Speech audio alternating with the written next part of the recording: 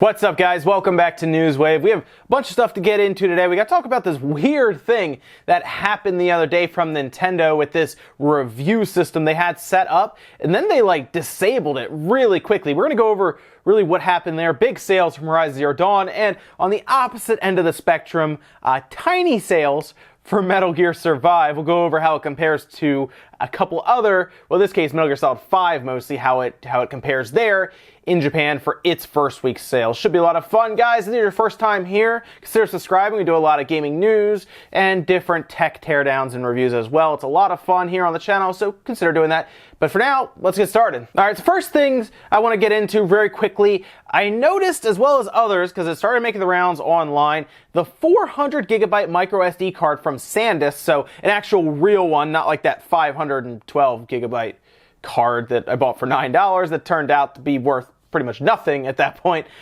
is actually being discounted. $60 actually. Instead of being $250, it's now down to $190, and it's very interesting to see the sale. It is on Amazon, and that tells me either it didn't sell very well, which is very possible, they have plenty of stock still left over, or maybe SanDisk is working to have some sort of announcement to match the other company's 512 gigabyte card that should be coming out really any month now. We should be hearing a release date and seeing everything. So that could be a reason why, but I guess, hey, if you're holding out for that 400 gigabyte card to drop in price, you could technically go get it now. I'll actually leave links down in the description if you just want to check it out. It just goes to Amazon and you can kind of check it out from there. Next up, let's talk about Media Create sales charts. This, of course, is the charts in Japan that goes over the physical sales of that week. This is for last week, and it includes one big release, a release that I was curious to see how it would do with actual numbers, and that's Metal Gear Survive. That is on this chart you're going to see here, and let's take a look at the top 10 games right now,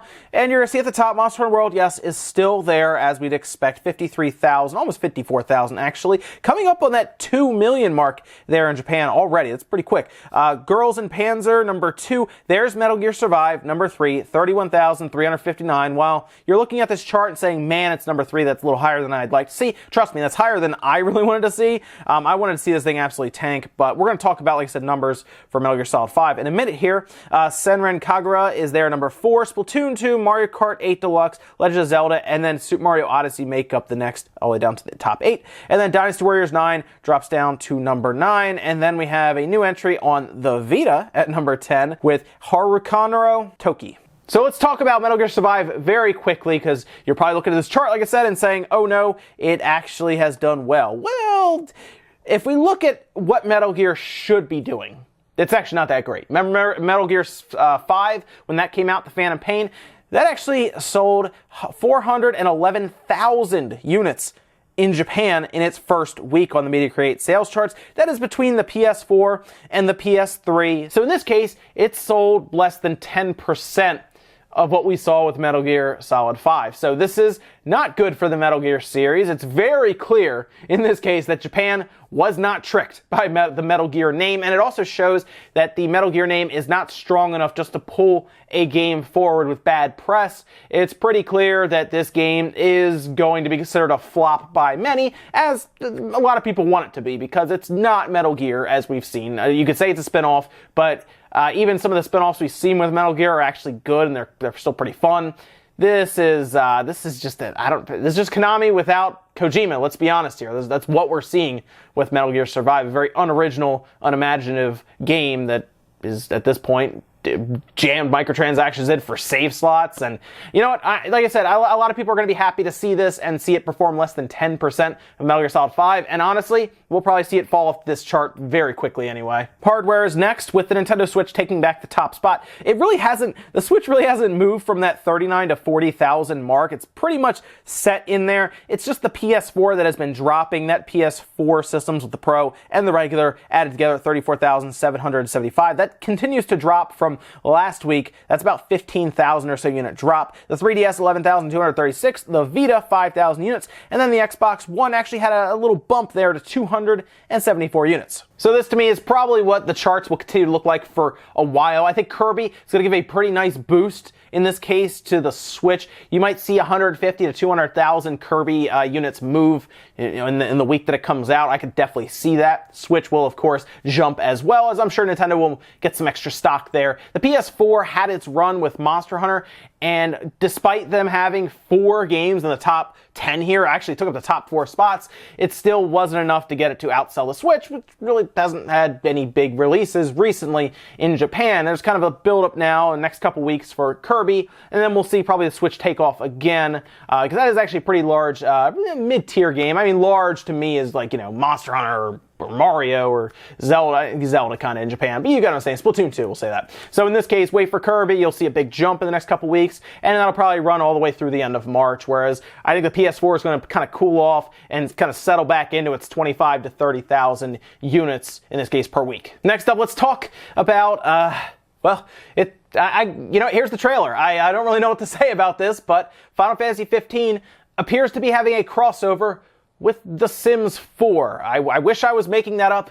That appears to be the case. They will have Sims 4 DLC where you get the outfits you can dress up with, and it's kind of similar to what Half-Life is, where it doesn't belong in that world, and I guess this one's more silly than the others. If you take a look at the announcement trailer for this, quite a few dislikes on that, and then comments even ranging from, are you even taking this seriously anymore? I don't know what's going on here. I thought when I first saw this, although no one's really reported it yet, I thought this was going to be the download bonus or the pre-order bonus for if you get it through EA on Origin, because this shows Square and EA working together, which is weird in the first place. But I figured that's what it'd be for, is if you download it on Origin, in that case, you get this. But I haven't really seen any confirmation, considering you have to buy it through Steam to get the Half-Life DLC. It just says buy it before May 1st. So we'll see about that. I kind of have this assumption that's the idea. Either way, Sims 4 mixed with Final Fantasy 15. So, I mean, what could be next here? Are we going to see the Windows Store offer up, like, the Master Chief armor or something? I don't know. We'll just have to see if anything else gets announced. Who was expecting this?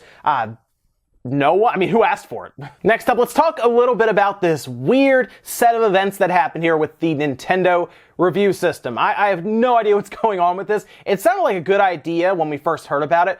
Users on Reddit first noticed that there was this interesting set of stars next to the games on Nintendo's website. Not yet with the Switch, which we'll talk about here in a second, but in this case, you could go on the Nintendo website, you'd go to the games, and you'd actually be able to rate the different games based on a 5-star system. So you give it a 1 star if it was terrible, like maybe you're going to go review WWE 2K18 and you give it no stars, I guess, but maybe you want to go review something like Mario Odyssey or Zelda and you're like, oh, 5 stars. You could have like a little bit of commentary in there. You could pick a preset like this game was very fun. Basically, you could leave a little written review and then a generic just a generic phrase next to it with star ratings. Most people would probably just look at the star rating anyway. It's what a lot of people do on Steam. So a lot of people don't even read the comments half the time. They just look to see if it's positive, mostly positive, negative, all that stuff. So in this case, that star system would have been nice.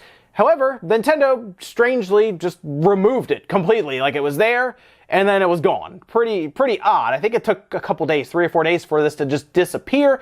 But then Nintendo actually put something up on their website explaining what happened. Customer reviews have been taken offline as we evaluate this feature and its functionality. We currently have no estimated date on when an update will be provided. We appreciate the positive response and thank the reviewers who provided such thoughtful commentary on the games. Polygon followed up with them, and Nintendo simply said this was a trial period to see, I guess, how it would work. Or really, I guess, how people would treat, in this case, the review system. No word on if it's returning or if they're revamping it, or maybe they were even testing it to then move it over to the Switch. Maybe the website and the Switch eShop would somehow coexist.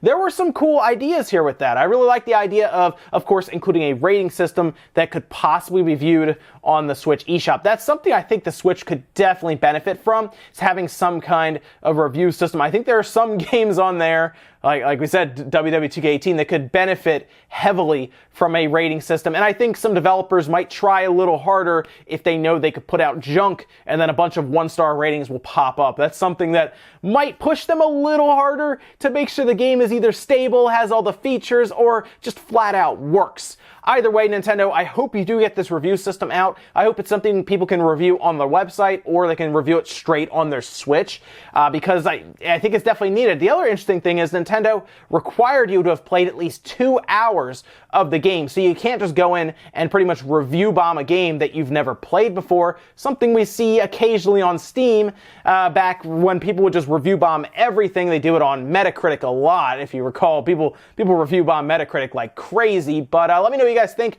about this possible review system, and if you think it'd be great for the Switch to have some kind of 5-star review that you can put there and then leave comments and everything. They might also need someone to moderate it too, so that might be where it gets a little hairy to figure out. And in our last bit of news, let's talk about Horizon Zero Dawn. Now, as most of us have seen, single-player games are kind of being seen a bit as like a dying breed. Games as a service is taking over everywhere, right? I mean, we're seeing it with all the big major companies that are putting out third-party games. They want to keep a game alive and keep giving you stuff to buy, right? That's kind of their strategy. Make less games, just keep adding on to the ones that they have, and then maybe make a game, instead of it being yearly, make it like bi-yearly or maybe every 3 years, or we heard Destiny, 10-year project, and that didn't turn out to be true at all, right? It was like a 4-year project or something. Anyway, in this case, games like Horizon Zero Dawn, games like Zelda, games like Mario are really showing that these type of games can still exist.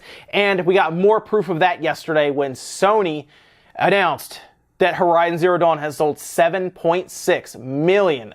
That's right, 7.6 million units. And that is massive for a game that was a new IP when it came out. Games like Zelda are going to outsell it, obviously, because it's Zelda, right? Mario, same thing. This is a new IP. This is a really big deal for Sony and Guerrilla Games to create this new IP and then do this well in a world of games as a service. And it is very exciting to see this. I'm really happy to see Horizon Zero Dawn do so well. There's so many people that take Zelda and Horizon Zero Dawn and have them fight against, pit this out against each other and everything, when really, if you think about it, Zelda and Horizon Zero Dawn are actually on the same team when it comes to us wanting single-player games, not necessarily games as a service all the time. We want some single-player games, and they are giving us that. So really, the way I see it, games like Mario, games like Zelda, games like Horizon, games like God of War even, they're all kind of on the same team because they're all kind of old school, despite Horizon being a newer IP, whereas we're seeing everything shift to this loot box, microtransaction, games as a service type setup. So I'm happy to see Horizon do well. I hope God of War does great, and that any of these other single player games, I hope they really take off.